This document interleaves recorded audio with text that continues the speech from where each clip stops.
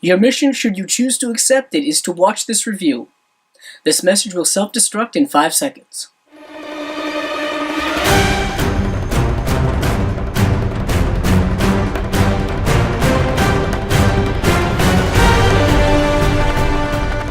Mission Impossible Fallout is directed by Chris McQuarrie and starring Tom Cruise, Henry Cavill, Ving Rhames, Simon Pegg, Rebecca Ferguson, Sean Harris, Vanessa Kirby, and Alec Baldwin.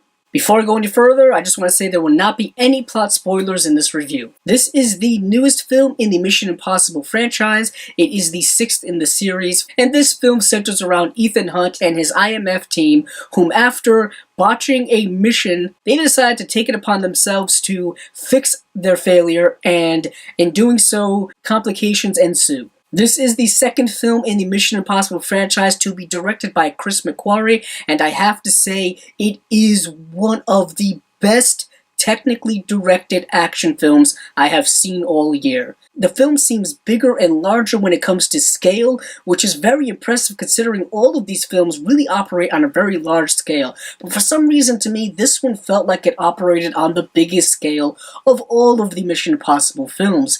And in doing so, you get a film that is incredibly entertaining, a film that is incredibly technically well made, and the acting is also very good. Tom Cruise has very much embodied the character of Ethan Hunt. This is his character.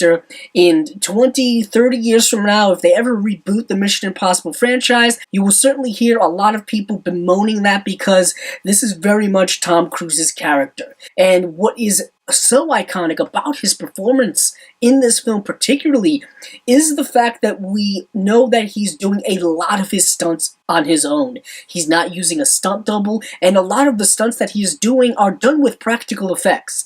Whether it is riding on a motorcycle, whether it is climbing a building, hanging out of a plane. Granted, a lot of safety precautions are taken, just like in any film production. But for an actor to put himself in that state of risk, particularly at his age, and particularly doing it over and over again in multiple films outside of the Mission Impossible franchise as well, is something that should be commended. Also, it is a character that we've seen grow and change a lot throughout the series, and once again he grows and changes in this film. And what is also really nice about this franchise and this film particularly is the fact that he gets a really strong group of characters around him, or at least familiar characters. I would like to see them grow a little bit more, but they're kind of just there to kind of service the Ethan Hunt character. But one that really sticks out and is an extremely impressive addition to this franchise is the Rebecca Ferguson character of Ilsa. She was injected in the previous film, and her story carries over to this one. And Rebecca Ferguson is incredible in this role. She is amazing, just coming out of nowhere, kind of coming out of relative obscurity to really go toe-to-toe with Tom Cruise in this big franchise, and she is fantastic in it.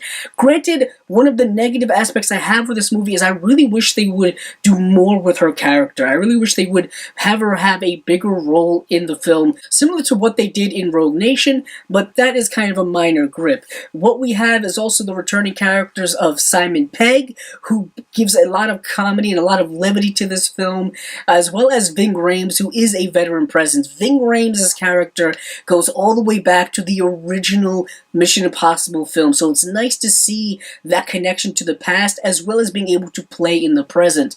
That is a really strong thing in the evolution of the entire franchise. Just to return to talk about the action sequences, when it comes to judging action sequence for me personally, it's not just about the explosions or the suspense or things like that, which are fantastically well done in this movie. What is really key to me is the editing.